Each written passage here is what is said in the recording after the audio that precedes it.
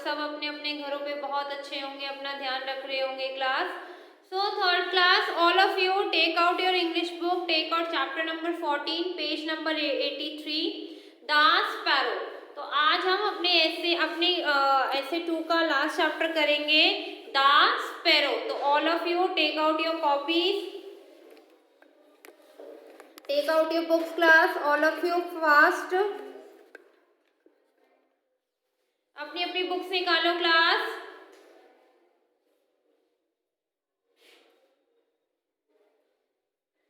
Start करें class. चलिएगा, the sparrow. Sparrow तो आप लोगों ने अपने आसपास नियर बाय देखी ही होगी। स्पैरो तो आप लोगों ने देखी होगी ना क्लास, जो आपके नियर में होती है, जो आपके आसपास आपको जो चिड़िया नजर आती है वो क्या है, वो स्पैरो है। तो आपने अपने आसपास तो स्पैरोस देखी ही होगी, तो उसी के बारे में हम ये पोएम को रीड आउट करेंगे। Young sparrows are little very happy. जो यंग स्पैरोज होती है, जो छोटे छोटे स्पैरोज होती है, जो यंग एज की होती है, छोटी होती है, स्मॉल होती है, वो बहुत ही प्यारी प्यारी सी होती है, बहुत ही हैप्पी होती है, बहुत ही खुश रहती है। They live in the nest with their parents। और वो किनके साथ रहती है, नेस्ट में रहती है अपने पेरेंट्स के साथ। Their parents look after them and don't allow them to fly until their feathers grow। The young sparrows are little very happy। जो छोटी छोटी स्पैरोज होती है वो बहुत हैप्पी होती हैं। They live in the nest with their parents। और वो नेस्ट में रहती है, घोंसले में रहती है अपने पेरेंट्स के साथ, जैसे कि हम अपने पेरेंट्स के साथ अपने घरों में रहते हैं। Their parents look after them and don't allow them to fly until their feathers grow। और जो उनके पेरेंट्स होते हैं, जो स्पैरोस के पेरेंट्स होते हैं, बर्ड के पेरेंट्स होते हैं, वो बर्ड्स का लुक आफ्टर करते हैं, उनका ध्यान रखते हैं और उनको तब तक नहीं उड़ने देते जब तक उनके पूरे फेदर, पूरे पंख उनके ग्रो ना हो जाए। Let's come and enjoy the poem. अब हम चलते हैं और अपनी पोएम को एंजॉय करते हैं। Sparrows in a nest 1, 2 and 3 under the mother's breast, warm as warm can be। Sparrow जो होती है वो कहाँ रहती है, नेस्ट में रहती है। कहाँ रहती है sparrow, sparrow in a nest 1, 2 and 3। कितनी स्पैरोज है, 3 sparrows in a nest 1, 2 and 3। Sparrows जो है वो नेस्ट में है, मतलब एक नेस्ट में 1, 2, 3 स्पैरोज है। अंडर द मदर्स ब्रेस्ट, मतलब वो मदर जो होती है अपने अपने जो शरीर की गर्माहट है, अपने मतलब उनको हक करके रखती है, उनको ठंड ना लगे छोटे बच्चे को। अब आप भी जब छोटे होते होगे क्लास, जब आप छोटे बच्चे थे, मतलब 1 to 1 साल के, तो आपकी मम्मा भी तो आपको गोदी में लेके, मतलब आपको ऐसे हैंग करके एकदम अपने पास लगा के रखती थी ना, कि आप लोगों को ठंड ना लगे। तो under the mother's breast warm as warm can be. और वो अपनी मदर्स के ब्रेस्ट में रहते हैं, जितनी मदर उनको जितना हो सकता है उतना वार्म रखती है, ताकि उनको ठंड ना लगे और उनका अच्छे से ख्याल रख पाए। Mother keeps you warm, father brings you food. Mother उन बच्चों को क्या रखती है, वार्म रखती है, गर्म रखती है, और जो फादर है वो उन बच्चों के लिए क्या लाते हैं, फूड लाते हैं। क्या लाते हैं, उन बच्चों के लिए फूड लाते हैं।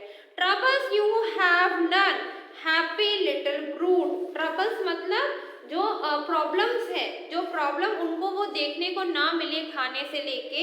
Happy little brood, a group of young birds born at the same time, मतलब बहुत सारी बर्ड्स एक ही टाइम पे बर्थ लेती है। तो जो फादर होते हैं उनके लिए खाना लाते हैं और कोशिश करते हैं कि उनको किसी भी चीज की प्रॉब्लम ना आए। और हैप्पी लिटिल ब्रूड, और जिस ग्रुप में वो बर्ड्स रहती हैं उसमें वो हैप्पीली रहे। Mind you do not fall from your nest on high। और वो जो स्पैरो होती है वो अपने बच्चे को कहती है, ये याद रखना कि तुम्हें अपने नेस्ट से बाहर नहीं जाना, नहीं तो तुम गिर जाओगे, तुम्हें चोट लग जाएगी। Mind you do not fall, ये याद रखना कि तुम्हें अपने नेस्ट से बाहर नहीं जाना, नहीं तो तुम गिर जाओगी। Form your nest on high, इतने ऊंचे नेस्ट से तुम गिरोगी तो तुम्हें लग जाएगी।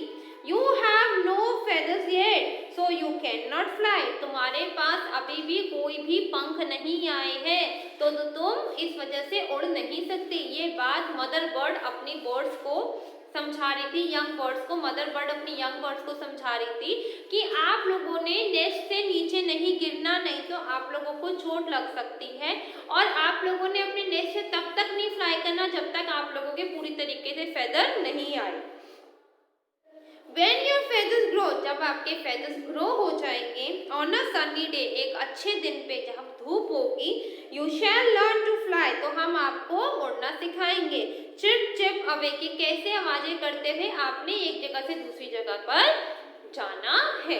तो जो स्पैरो है इसमें जो पोएट जो आपका पोएट है सी रॉसिटी जो है वो स्पैरो के बारे में बताता है कि कैसे जो छोटी छोटी यंग स्पैरोज होती है, जो बेबी स्पैरोज होती है, वो कितनी छोटी होती है, कितनी खुश रहती है अपने आप में।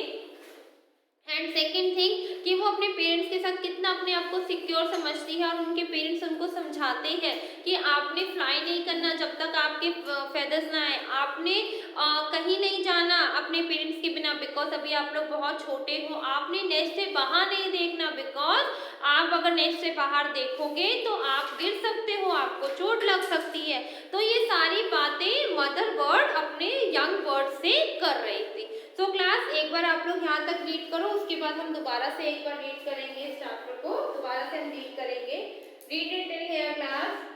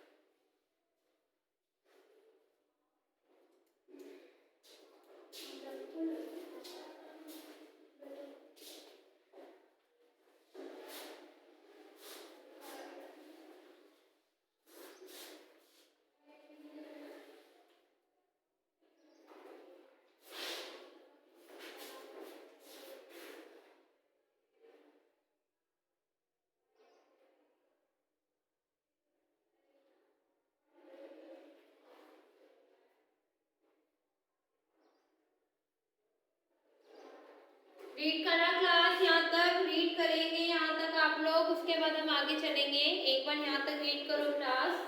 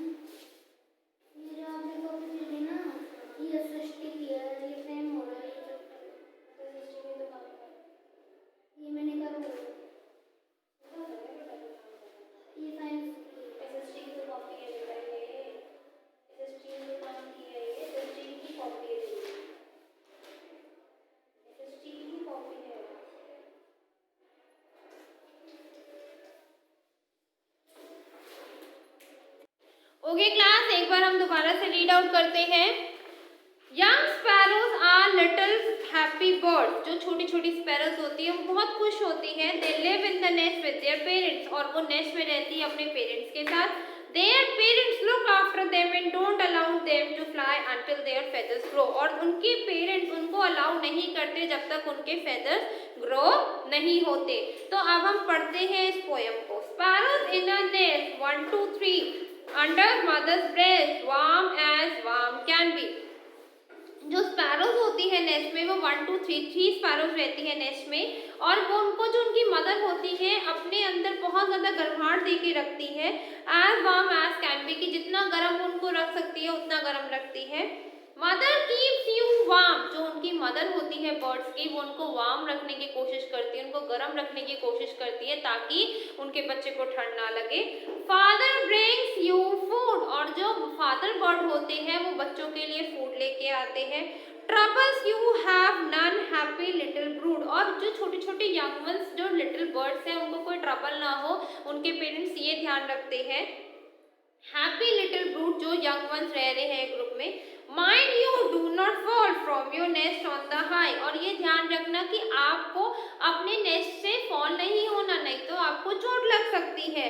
You have no feathers yet, अभी तक आपके कोई फेदर्स नहीं आए।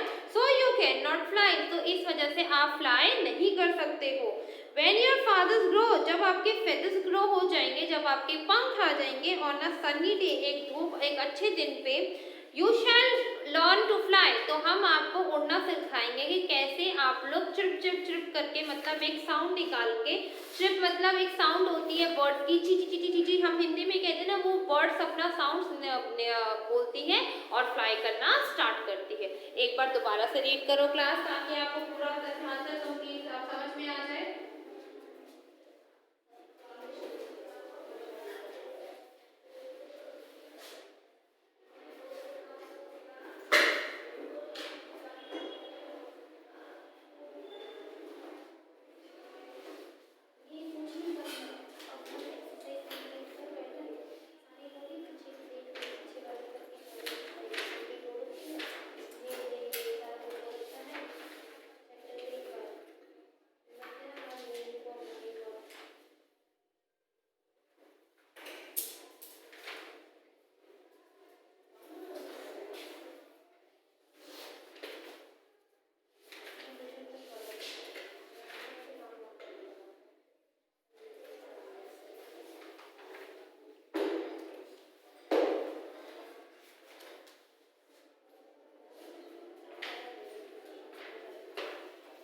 Read it till here, class.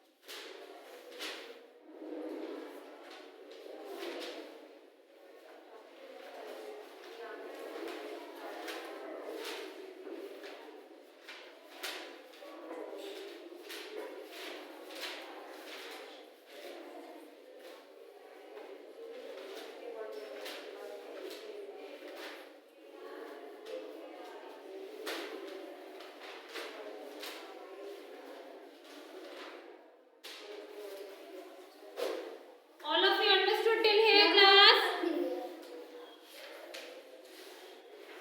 I hope you all are understood till here, class. Thank you, class. Take care. Bye-bye.